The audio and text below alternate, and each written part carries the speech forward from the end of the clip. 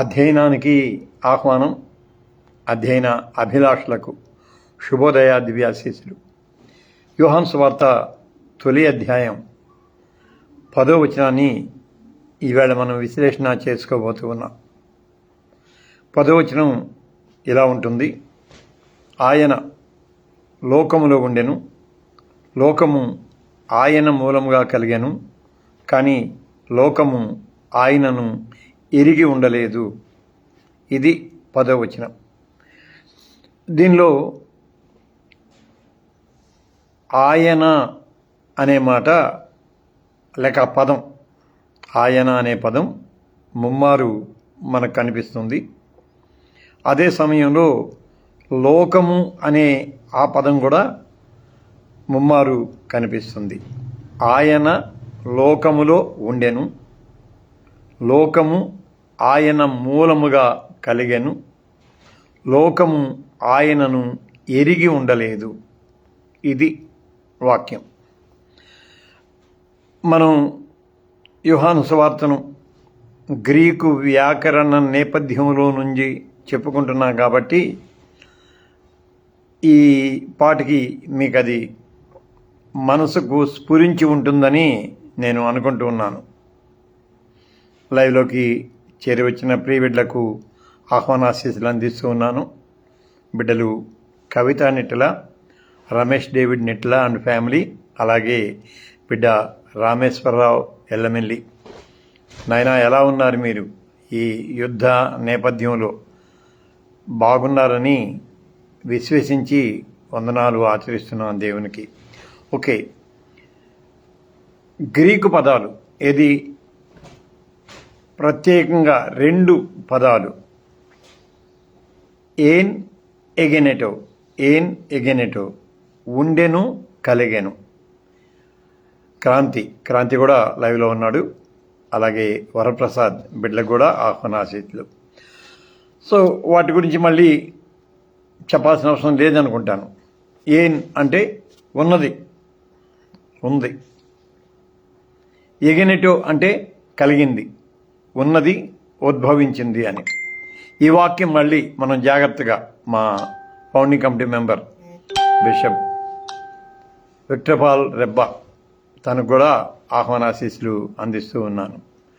So ఆయన లోకములో ఉండెను. ఇప్పుడు ఆయన అనే పదానికి మళ్ళీ మనం పూర్వవచనంలోనికే వెళ్ళాలి మనం. లోగోస్ వాక్యము, ఆదియందు వాక్యం ఉండెను, వాక్యము దేవుని యొద్ద ఉండెను, వాక్యము దేవుడై ఉండెను అన్న తర్వాత ఆయన అని ఉంటుంది. అంటే లోగోస్ని ఒక్కసారిగా వ్యక్తీకరించి ఆయన అంటారు. అంటే ఇప్పుడు లోగోస్ లోకములో ఉండెను, ఆయన లోగోస్ 2 మనం ఆ 2వ వచనంలో చూస్తాం కాబట్టి లోకములో ఉండెను. తర్వాత ఉన్నదే లోకము ఆయన మూలముగా కలిగెను, ఎగెనెటో. లోకము ఆయన మూలముగా కలిగెను. ఆయన 2 సార్లు, లోకము 2 సార్లు. ఒకటేమో ఉండెను, ఇంకోటేమో కలిగెను. మూడోది లోకము ఆయనను ఎరిగి ఉండలేదు. మళ్ళీ ఆయన లోకము 3వ పర్యాయం కనిపిస్తుంది. ఇక్కడ ఎరిగి ఉండలేదు అనే మాట. ఎగ్నో అంటారు. ఎగ్నో మనం ఏతోనే ప్రారంభమవుతాయి కాబట్టి ఈజీగా గుర్తుపెట్టుకోవచ్చు అని నేను మళ్ళీ పదే చెబుతున్నాను. బిడ్డ హానో కొమ్మోజు బిడ్డకు కూడా ఆహ్వానాశీస్సులు. ఏన్ ఎగెనెటో, ఎగ్నో మా ప్రెసిడెంట్ ఆరోగ్య బిడ్డ కరా జోసఫ్ బిడ్డకు కూడా ఆహ్వానాశీస్సులు. ఈ మధ్యలో నేను ఇంకొక పదం చెప్పాను. ఏన్ ఎగెనెటో తర్వాత వచ్చుచు అనే దానికి ఇంకొక గ్రీకు పదం చెప్పాను. ఎవరికైనా అది గుర్తుంటే కామెంట్లో పెట్టండి, నేను సంతోషపడతాను. లేకుంటే తర్వాత మళ్ళీ గుర్తు చేస్తాను. ఏన్ ఎగెనెటో, ఎగ్నో. ఏన్కు ఎగెనెటోకు తర్వాత ఒక పదం చెప్పాను. ఆ పదం అర్థం కూడా చెప్తున్నాను. వచ్చుచు అనే దానికి సంబంధించి మరి ఇది గుర్తుంటే కామెంట్ పెట్టమని చెబుతున్నాను. ఓకే, సో ఇవాళ యజ్ఞం అనే పదాన్ని కూడా మనం పరిశీలన చేసుకోబోతున్నాం. ఓకే, తెలుగు అనువాదం చాలా బాగుంటుంది. ఇంగ్లీష్ కంటే కూడా చెప్తాను కదా ఎప్పుడు, తెలుగు అద్భుతమైన అనువాదం అన్నమాట. అంటే తెలుగులో ఆ భావజాలానికి సరిపడే పదాలు ఉన్నాయి. అది చక్కగా ఉంటుంది. ఉండెను, కలిగెను, ఎరిగి ఉండలేదు, ఇవి చాలా బాగుంటాయి అన్నమాట. అయితే ఇక్కడ ఇప్పటిదాకా రెండు క్రియలతో కూడిన ప్రక్రియను చూసాం. ద్విక్రియా ప్రక్రియ అన్నారు దాన్ని. ద్విక్రియ అంటే ఏన్ అనేది ఒక క్రియ, ఎగెనెటివ్ అనేది మరొక క్రియ, అది ద్విక్రియ అన్నారు. ఈసారి ఈ 10వ వచనంలోనికి వచ్చేసరికి త్రిక్రియ అంటే 3 క్రియల సమాగమాన్ని మనం చూస్తాం. సో ఇది యజ్ఞో దాని గురించి చాలా జాగ్రత్తగా మనం ఆలోచన చేయాలన్నమాట. ఇప్పుడు యజ్ఞో అనేది దాన్ని అర్థం చేసుకోవడానికి ఇంకొక పదాన్ని కూడా మనం గుర్తుకు తెచ్చుకోవాలి. దాన్ని గుర్తుపెట్టుకోమని నేను అనటం లేదు, కానీ గినోస్కో మీరు గూగుల్లో అంటే ఇదా కూడా బాగునవసరంలా, జస్ట్ ఫోన్ ఓపెన్ చేసేసి ఫోన్లో గూగుల్లో అంటే ఆ సెర్చ్ బార్లో తెలుగులోనే గినోస్కో అనే గ్రీకు పదానికి మూలార్థాలు వివరించండి అని చెబితే మొత్తం దాని వివరణ వస్తుంది. ఆ తర్వాత గినోస్కోకు యజ్ఞోకు అంటే గినోస్కో యజ్ఞో అనే 2 గ్రీకు పదాల మధ్య ఉన్న సంబంధాన్ని వ్యత్యాసాన్ని చెప్పండి అని అడిగితే మళ్ళీ చెబుతుంది. గినోస్కో అనే దానికి వ్యతిరేక అర్థం యజ్ఞం అన్నమాట. గినోస్కో అనే దానికి వ్యతిరేక అర్థం యజ్ఞం. యజ్ఞం అంటే ఎరుగక ఉండెను. నేను ఈ పదం చెప్పాక మళ్ళీ మిగిలిన వివరణలోనికి వస్తాను. ఎరుగుట, నోయింగ్ అనేది చాలా అద్భుతమైన పదం, చాలా అద్భుతమైన పదం. ఎరుగుట అనేది, ఎరుగుట అంటే సంబంధాత్మక సన్నిహిత అర్థాన్ని అది వ్యక్తం చేస్తూ ఉంటుంది.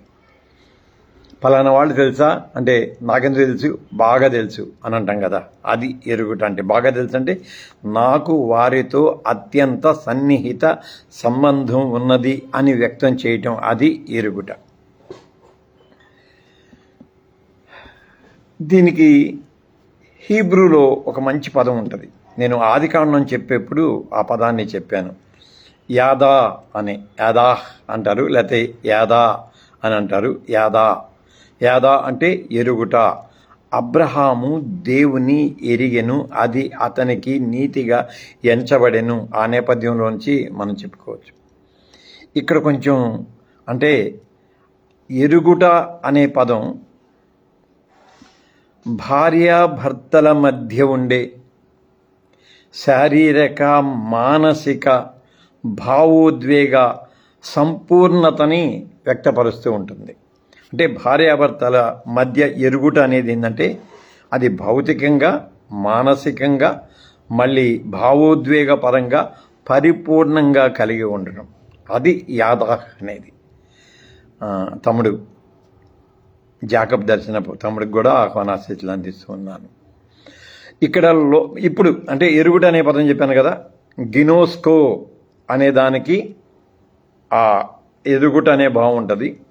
యజ్ఞో అంటే ఎరుగకుండెను, ఊక్ అంటే లేదు అని, ఎరుగకుండెను అని, లోకము ఆయనను ఎరుగకుండెను అని. ఇప్పుడు లోకం దగ్గరికి వద్దాం. ఎందుకంటే 3 పర్యాయాలు లోకము, 3 పర్యాయాలు ఆయన లేదా లోగోస్ ఈ వాక్యంలో చెప్పబడింది కాబట్టి ముందు తర్వాత ఇప్పుడు లోకం దగ్గరికి వద్దాము. లోకము ఏంటంటే అది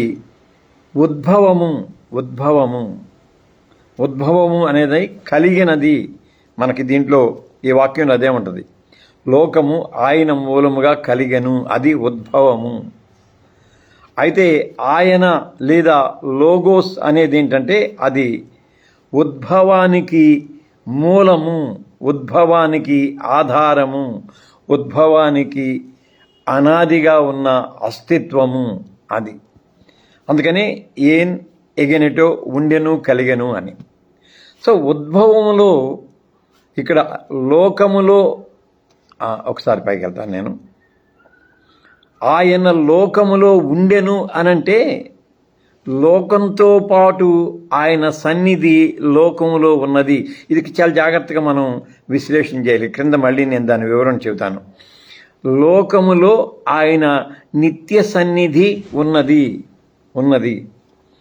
మళ్ళీ నిన్న అంతకుముందు మనం చెప్పుకుంటూ జోయే ఫోస్ అనే 2 పదాలు చెప్పుకున్నాం. జోయే అంటేనేమో జీవము, ఫోస్ అంటేనేమో వెలుగు అని. ఆయనలో జీవం ఉండెను, ఆ జీవము మనుషులకు వెలుగై ఉండెను. అంటే ఆయనలో ఉన్న వెలుగు, జీవము ఆయన ఉద్భవమైన లోకంలో కూడా సహసన్నిధిని కలిగి ఉన్నది. అనొచ్చో లేదో మరి.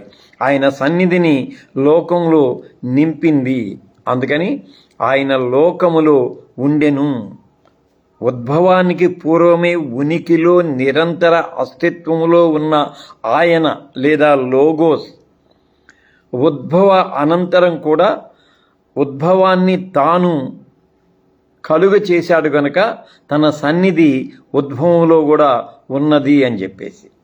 అయితే ఉద్భవంలో ఉన్న ఆయన సన్నిధిని ఎందుకు లోకము ఎరుగకుండా ఉన్నది? లోకము ఆయనను ఎరిగి ఉండలేదు. ఇది ఇక్కడ ఇందాక చెప్పానే యాదాహ్ అనే అది ఉంటుంది. ఎరుగకుండా ఉండటం అంటే తెలియటం వేరు, సంపూర్ణంగా తెలుసుకోవటం వేరు. మాట వరుసకి మన జిల్లా కలెక్టర్ ఎవరు అనంటే వెంటనే అతని పేరు చెబుతాం. నాకైతే తెలీదు, మాట వరుసకి చెబుతాం అన్నమాట. అతని పేరు చెబుతాం అంటే అతను ఉన్నాడు. ఈ జిల్లా మొత్తానికి అధికారి, మ్యాజిస్ట్రేటు, ఈ పర్యవేక్షణ అంతా చూస్తాడు. కానీ అతనితో ప్రత్యక్ష సంబంధం, సాన్నిహిత్య సంబంధం మనకు లేదు. అదనమాట. ఆయన సన్నిధి లోకంలో ఉన్నది, కానీ ఆయన సన్నిధితో సాన్నిహిత్య సంబంధం, ప్రత్యక్షాత్మక సంబంధం, రిలేషనల్ మోనోథిజం అన్నాం చూడు మనం, సంబంధాత్మక ఏకేశ్వరవాదం అన్నామే. ఆ సంబంధాత్మక సాన్నిహిత్యం లేదు. అందుకని లోకము ఆయనను ఎరుగలేదు అని అన్నారు. ఎరుగలేకపోవటానికి మళ్ళీ కారణం ఏమై ఉంటుంది? ఎరుగలేకపోవటానికి కారణం ఏమంటుంది? బిడ్డ వజ్రారావు బిడ్డ కూడా ఆత్మనాశేశ్వరు. ఇక్కడ మళ్ళీ ఇంకోటి చెప్పుకుందాం. మళ్ళీ ఏన్ ఎగినెటో ఊక్ యజ్ఞం. ఊక్ అంటే లేదు అని, ఊక్ యజ్ఞం. గినెస్కో అనే దానికి వ్యతిరేక పదం అన్నమాట అది. ఏన్ అంటే నిత్యము, నిరంతరము, అంతరాయ రహితము, అచంచలము అయిన సన్నిధి. గతంలో చెప్పాం, మళ్ళీ చెప్పుకుందాం. బిడ్డ బాబు గుర్రపు చాలా రోజులైనరా బిడ్డ నేను చూసి. నిత్యము, నిరంతరము, అంతరాయ రహితము, అచంచలమైన సన్నిధి.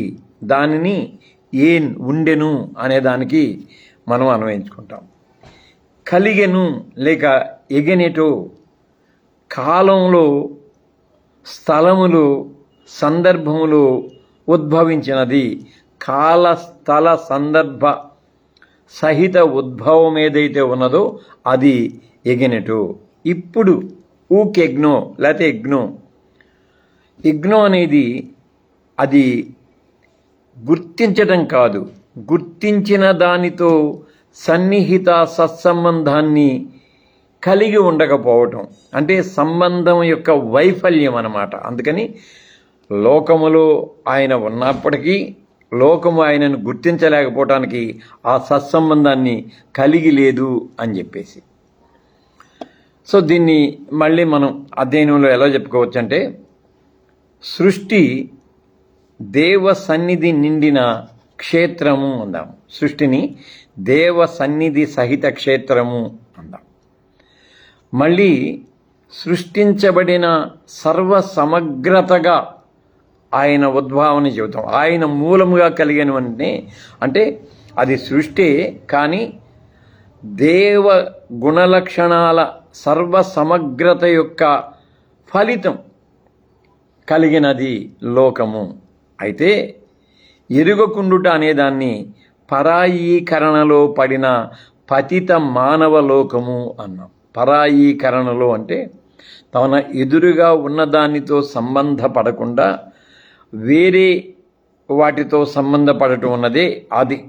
అంటే సత్యాన్ని కాకుండా ఆకర్షణీయమైన అసత్యములోనికి జారిపోయిన పతిత మానవ లోకము అని అలాగూ మనం చెప్పుకోవచ్చు అన్నమాట. ఇప్పుడు 1:3, 1:9, 1:10 ఈ 3 వచనాలు కూడా 1:14 ఇది వాక్యము శరీరధారి అయి కృపాసత్య సంపూర్ణునిగా మన మధ్య నివసించెను అని ఉంటుంది. దానికి పునాదిని వేస్తూ ఉంటాయి అన్నమాట.